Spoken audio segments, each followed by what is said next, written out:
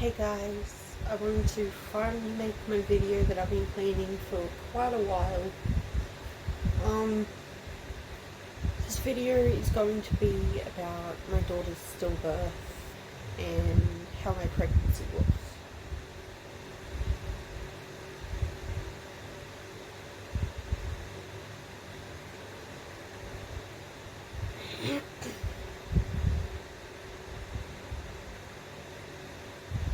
So during the pregnancy, I suffer from, I still don't know how to pronounce it, but its abbreviation is HG, and basically it's severe morning sickness where you can lose over 10 kilos. That lasted until I was about 16 weeks, and then we had to move from the Central Coast to Sydney to a family centre so we could prove to facts that we know how to look after a child. Even maybe a few days after we moved there, there was a scare where I hadn't felt her kick, so we went to the hospital and the nurse basically tried to put it down to me not having eaten, but I'd eaten a lot that day. I know she just hadn't moved. That was about 20 weeks maybe, and then I think there were a total of 3 or 4 scares where we had to go to the hospital. Not once I was listened to, not once was I listened to during my antenatal appointments. I had been begging since 15 weeks to get induced at 37 weeks because I've suffered 7 miscarriages and only 1 live birth. So I was very high risk, but nobody else wanted to consider me high risk, even with my currently undiagnosed autoimmune disease. I don't know which one. It's likely that it's lupus because it runs in my family, but the tests are kind of pointing all over the place right now. Basically, we got an ultrasound when I was 36 weeks to confirm that she was growing well and that everything was okay, so I could get induced at 39 weeks. And the ultrasound supposedly showed that she was okay, she was growing, and basically nothing was wrong. And at my 38-week antenatal appointment, I think I was 38 weeks and 3 days, they were trying to listen to her heartbeat and they didn't find anything, so they had to go get another Doppler, and they still couldn't find it, so they brought another doctor in and they couldn't find it. So after about an hour of waiting, they got me in for an emergency scan and it showed that her heart was not beating.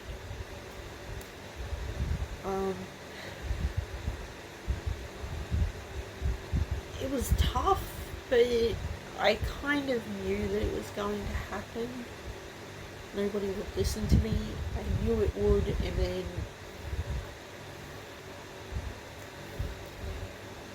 from looking at her face, I knew there was something wrong with her, and it should have been picked up on the scans, but it hasn't. It wasn't, and I had to pay for that.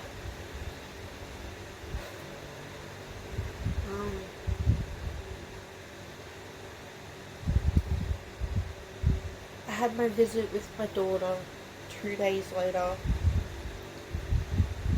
The day after and the day after that. So after my visits, I went back to the hospital and got induced, and The labour wasn't too bad. It was a lot easier than with Lilith. I managed with just painkillers, Nurofen, and a hot water bottle for most of the labour. It was only about the last 2 hours that I had to get a morphine injection. I couldn't have an epidural because it did absolutely nothing with my previous pregnancy, and I have very bad back damage. I have degenerative discs and a whole load of problems that I can't even be bothered going into. But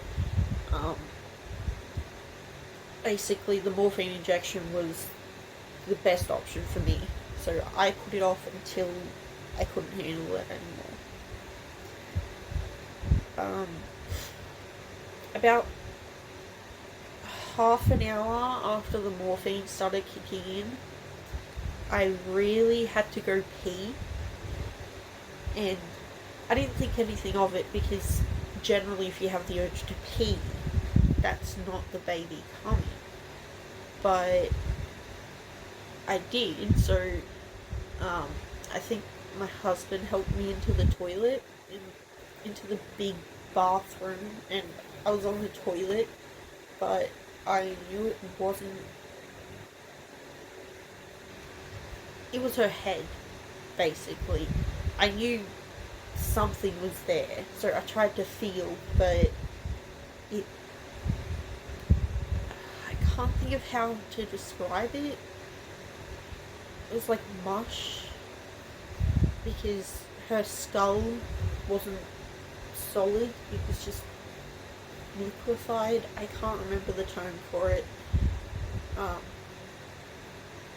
I had to tell my husband to press the emergency button, and 2 nurses came in and they checked for me and they said it was her head. So they had to push the emergency button again to have some other nurses come in to try to help me waddle over to the hospital bed while I was completely leaned over, because they wouldn't let me stand up straight, basically to stop her from coming out.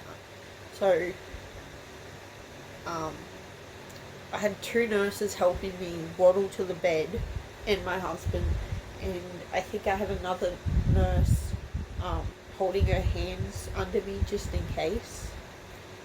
And that part of the labour was really painful. It burned so bad, and they tried to make me push on my side, but I have no strength when I'm on my side. I have very little muscle.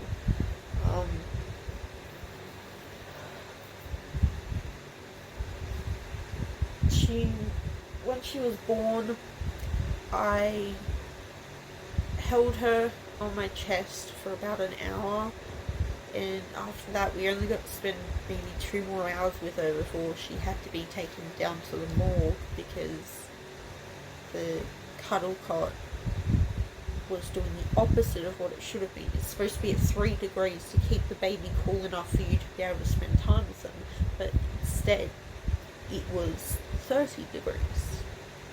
So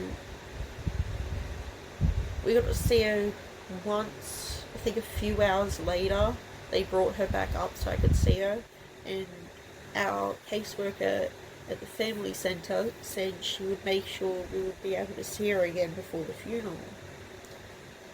Well, she never arranged it, so I never got closure.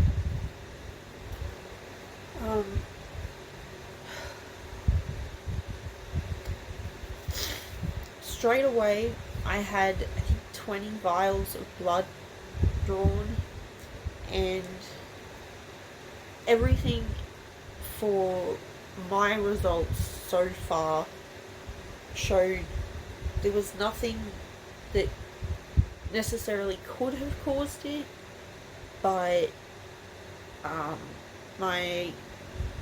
the umbilical cord was unusually long, and there was something else I don't remember, but the cord was wrapped around her neck a little, and the cord itself was black.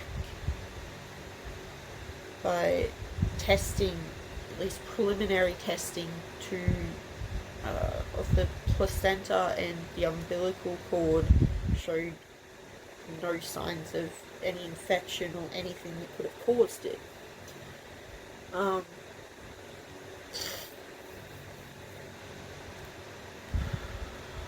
It's been 7 months and we don't have any answers. I opted for every single test they could do, the autopsy, everything.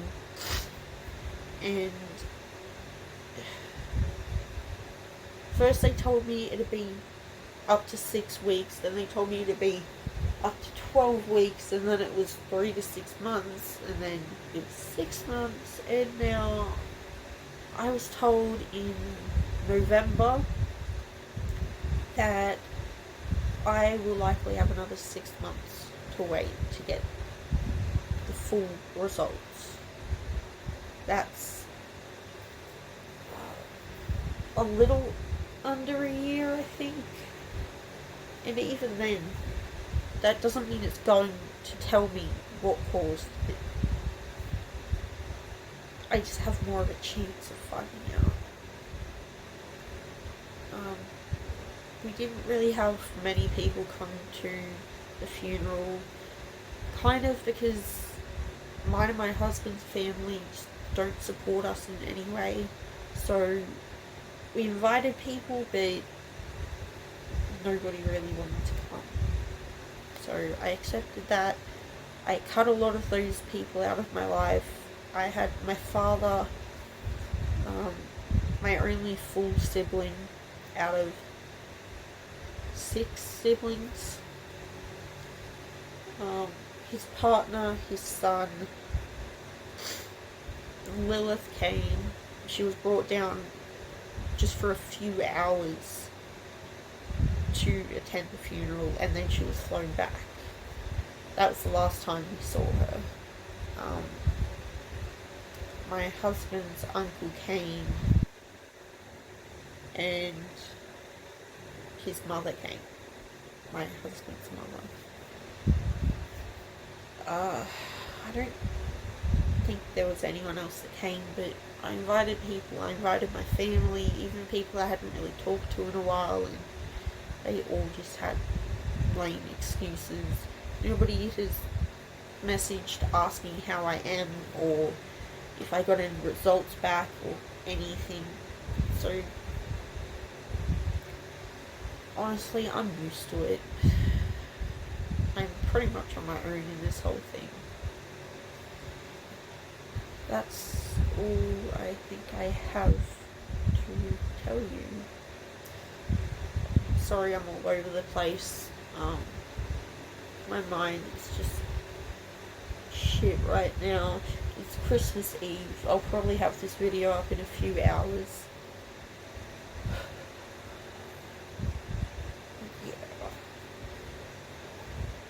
Holidays aren't the best when you don't have your kids around.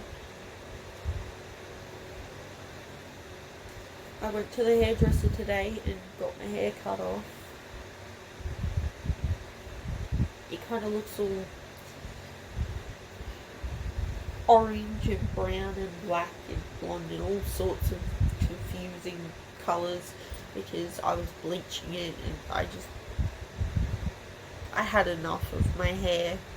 So I decided to get it cut off, and I'm going to bleach it and get it a nice cool blonde. Probably keep that for a while and then maybe dye it red. I don't know what colour I'm going to end up doing. Yeah, that's it. Don't forget to like and subscribe.